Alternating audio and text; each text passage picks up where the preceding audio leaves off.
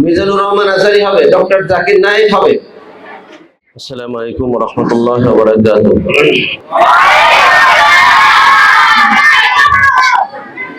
মাদ্রাসার ছাত্রছাত্রী সবাই খুব ভদ্র। বিসমিল্লাহির রহমানির রহিম, আলহামদুলিল্লাহি রাব্বিল আলামিন, ওয়াসসালাতু ওয়াসসালামু আলা রাসূলিল আমিন ওয়া আলা আলিহি ওয়া সাহবিহি ওয়া মান ইত্তাবা বিহিদিহি ওয়াস্তান্না বিসুন্নতিহি ওয়া জাহাদা ফি সাবিলিহি ইলা ইয়াউমিদ্দিন। নিবরাস মাদ্রাসা দক্ষিণ বনশ্রী কর্তৃক আয়োজিত আজকে বার্ষিক পুরস্কার বিতরণী অনুষ্ঠানে সম্মানিত সভাপতি, মাদ্রাসার সম্মানিত প্রিন্সিপাল জনাব মুতাসিম বিল্লাহ মক্কি, উপস্থিত আছেন বনশ্রী কল্যাণ সমিতির সম্মানিত সেক্রেটারি, আর উপস্থিত আছেন নিবরাস ফাউন্ডেশনের সম্মানিত সেক্রেটারি জেনারেল শাহ মোহাম্মদ ওয়ালিউল্লাহ হাফিজাহুল্লাহ, অন্যান্য অতিথিবৃন্দ, সম্মানিত শিক্ষক মন্ডলী, সম্মানিত অভিভাবক বৃন্দ, প্রিয় শিক্ষার্থী গণ। প্রথমে মহান আল্লাহ তাআলার দরবারে শুকরিয়া জ্ঞাপন করছি, আজকে একটি সুন্দর দিনে এই মাদ্রাসার বার্ষিক সবচেয়ে গুরুত্বপূর্ণ একটি প্রোগ্রাম আয়োজনের জন্য আল্লাহ তাআলা সুযোগ দিয়েছেন। এই জন্য সবাই আমরা বলছি আলহামদুলিল্লাহ। প্রথম হলো প্রিয় শিক্ষার্থীগণ, শিক্ষার্থী বন্ধুরা, তোমরা যারা এখন বর্তমানে শিশু, তোমরা সবাই শিশু। বাংলাদেশের আইনে 18 বছরের নিচে বয়স হলে তারা কি শিশু। আজকে তোমরা শিশু, কিন্তু আগামী দিনের জন্য তোমরা ভবিষ্যৎ। আজকে যারা ওই চেয়ারে বসে আছো, আগামী দিনে এই চেয়ারে তোমরা বসবে। আজকে যারা দেশ চালাচ্ছে, প্রধানমন্ত্রী, মন্ত্রী পরিষদ, সংসদ সদস্য, সচিব, আমলা, তারপরে ইসলামিক স্কলার, যারা আজকে এই দুনিয়ায় আছে আমাদের সামনে, একটা সময় আসবে তোমরা এই জায়গাগুলো পূরণ করবে।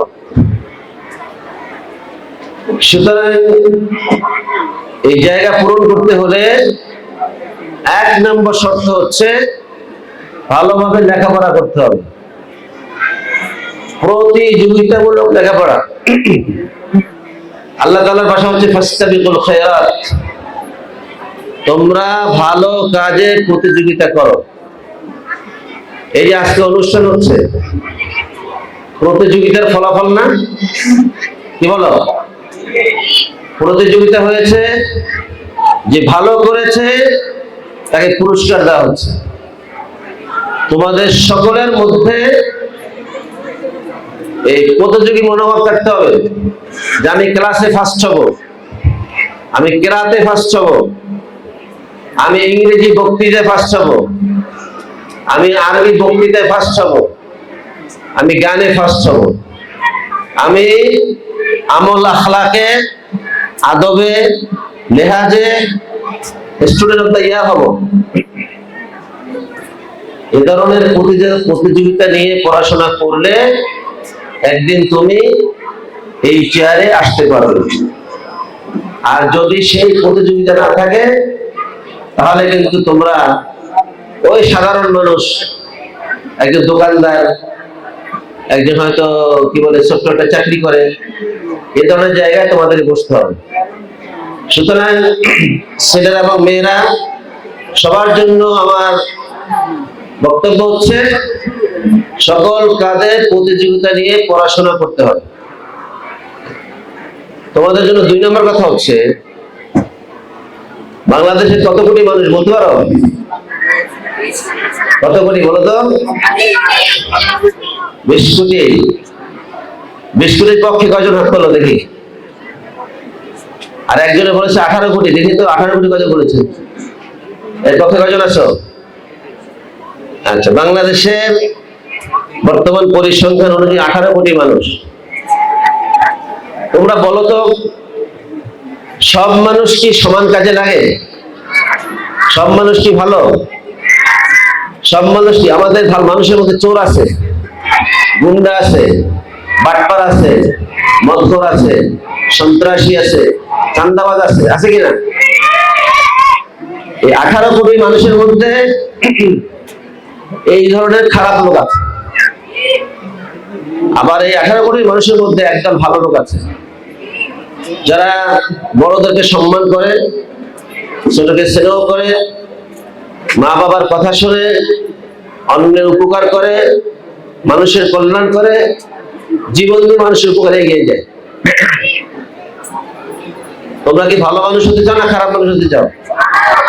ভালো। তাহলে নিবরাসে পড়াশোনা করে আমাদের লক্ষ্য হচ্ছে একদল ভালো মানুষ তৈরি হওয়া, যাদেরকে সবাই বলবে তোমরা ভালো, তোমাদের আখলাক ভালো, চরিত্র ভালো, লেখাপড়ায় ভালো, তারপর কাজে কর্মে ভালো, মানুষের উপকারের জন্য কাজে লাগো। এ ধরনের একদল ভালো মানুষের পরিণত হতে হবে। এটা হলো তোমাদের জন্য 2 নম্বর কথা, ভালো মানুষ হতে হবে ইনশাআল্লাহ। 3 নম্বর হচ্ছে, বর্তমানে লেখাপড়া করে একটা বিষয় ভালো করতে হয়, বেসিক নলেজে অলরাউন্ডার হতে হয়। অলরাউন্ডার, খেলার মধ্যে অলরাউন্ডার, জানো? খেলার মধ্যে অলরাউন্ডার, ক্রিকেটে অলরাউন্ডার কাকে বলে? কি পারে বলো তো? Batting, bowling, fielding. মাশাআল্লাহ, দেখছেন? এই ভালো যারা পারে তাদেরকে বলা হয় অলরাউন্ডার, তাই না? তোমরা যারা নিবরাসে পড়াশোনা করছো, তোমাদেরকে অলরাউন্ডার হতে হবে। অলরাউন্ডার। একজন ছাত্র স্কুলে পড়ে, সে ইংরেজি পারে কিন্তু আরবি পারে না। তোমাকে ইংরেজি পড়তে হবে, আরবি পড়তে হবে, বাংলা পড়তে হবে, সায়েন্স পড়তে হবে, ম্যাথ পড়তে হবে। এক কথায় তুমি হবা অলরাউন্ডার। কে কে দেখি তো অলরাউন্ডার হওয়ার জন্য রাজি? কে কে? আরো জোরে, আরো জোরে, আরো জোরে। অলরাউন্ডার হতে চাও সবাই ইনশাআল্লাহ। সবাইকে অলরাউন্ডার হতে হবে। ওকে, হাত নামাও প্রিয় শিক্ষার্থীরা।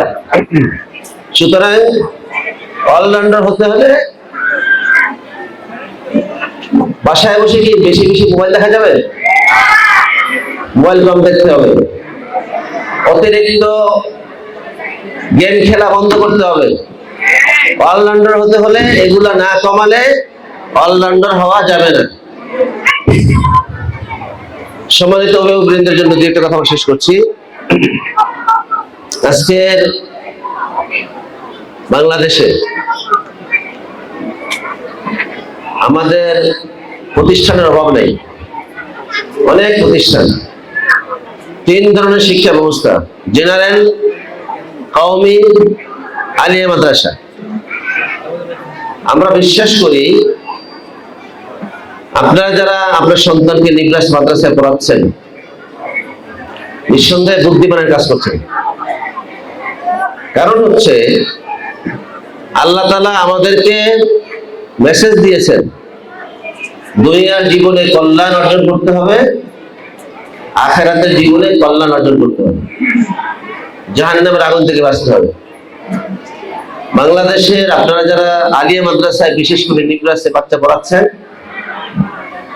নিবরাসের লক্ষ্য উদ্দেশ্য হচ্ছে এমন একদল ছাত্র তৈরি করা যারা দুনিয়ার জীবনে কল্যাণ অর্জন করতে পারবে, আখিরাতের জীবনে কল্যাণ অর্জন করতে পারবে। আমাদের প্রচলিত স্কুলে দুনিয়ার জ্ঞানটা খুব ভালো দেওয়া হয়, কিন্তু খুবই দুর্ভাগ্য আখিরাত মুখী শিক্ষার কোনো ব্যবস্থা নেই। আমাদের কওমি মাদ্রাসাগুলোতে আখিরাত মুখী মানুষ বানানোর ভালো ব্যবস্থা আছে, কিন্তু দুনিয়ার জন্য যোগ্য মানুষ তৈরি করার সংখ্যা একেবারেই নগণ্য। সুতরাং আপনারা যে কাজটি করছেন নিঃসন্দেহে ভালো কাজটি করছেন। আমরা একদল ভালো মানুষ তৈরি করতে চাই, সেই কাজে আপনারা আপনার সন্তানকে পাঠিয়ে দিয়েছেন। সম্মানিত অভিভাবকবৃন্দ, সুতরাং সমাজের একদল লোক আপনাকে একটু বাঁকা চোখে দেখবে, সমাজের একদল লোক আপনাকে একটু ভিন্নভাবে দেখবে, বলবে আয়েশা তুমি তো জীবনটা শেষ করে দিলা, তোমার ছেলেটাকে জীবনটা শেষ করে দিলা। এই যে এখন বলার সুযোগ নেই।